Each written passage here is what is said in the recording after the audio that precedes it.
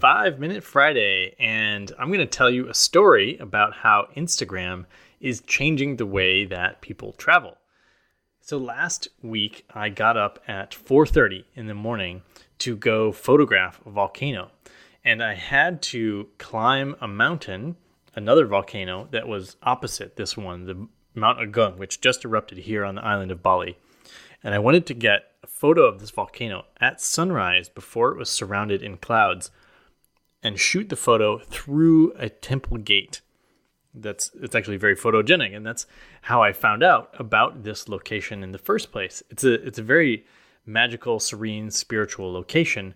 But about a year ago, or maybe 6 months ago, an Instagrammer took a really amazing photo of this volcano in the middle of this temple gate, and it went viral on Instagram. And now people have been flocking to this spot to take a similar photo, and myself included.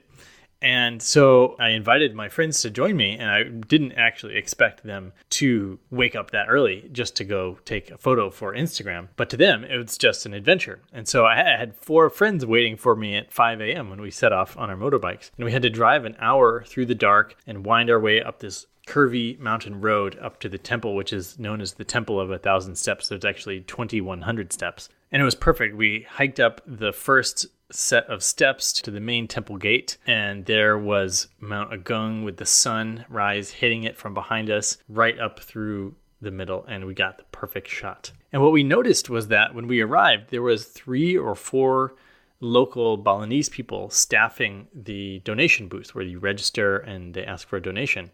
And it was before sunrise that they were out there working. And I thought, wow, this is amazing, right? That Instagram viral photo has driven so many tourists here that now they're staffing this temple full-time with people to accept donations. And they told us that the donations would be spread around the village to any of the temples that needed maintenance or upkeep. And as we were walking through this main temple complex area, we noticed all of the fresh gold work, fresh gold paint on all of the temple artwork. And they had new dragon sculptures that they were carving out of marble.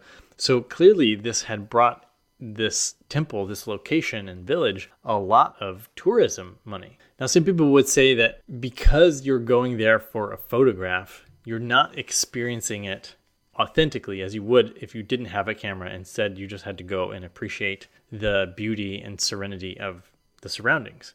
But going to an Instagrammable location creates its own special type of adventure, its own special pilgrimage, if you will. And you may find several locations that you want to go to because you want to try to recreate a photograph and make art, or you simply want to see this thing because it's been in photos all over Instagram or Pinterest, which is another visual storytelling medium. And so you create your travels around going to take photos or going to experience an Instagrammable location. And pilgrimage is a way that makes travel more meaningful. It gives you a mission. It gives you a quest. I want to go do these things. It's like having a photo bucket list. And as we were there taking our photos, a Korean couple arrived with 2 local Balinese photographers, and we gave them their chance to get photos in the gate without us being in the way. And they were getting their engagement photos taken. So they had, and it's about 3-hour drive from the touristy area. So to get there for sunrise, you have to leave about 3 a.m. So it takes a very dedicated person to go and capture these images, and they had hired 2 photographers to come out and take this photo of them. And I'm assuming they could only have known about this out of the way temple in an unpopulated, untouristy part of Bali because of social media, because of Instagram. So if you want to know more about Instagram, I have a couple of great interviews with Brendan Burns and Elise Dharma. Both of them can help teach you how to grow your Instagram and how to use it for business. Primarily, I've been using it to get free hotel stays and free adventure trips and connect with people that become followers on Instagram.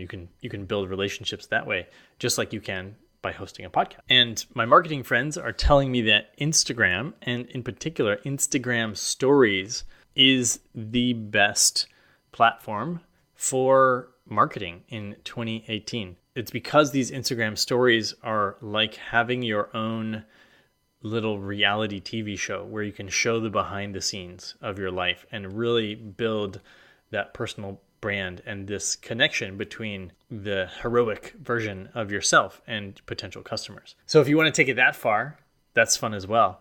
But really, this show is about how Instagram is taking people to different places. Some of the old tourist spots are falling away because they're less photogenic, and new special photogenic spots that look really good in a single image that capture a single day in one photo are starting to get more and more people to try to check that off their Instagram bucket list.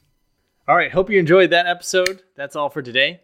Now it's your turn to go out there and be adventurous.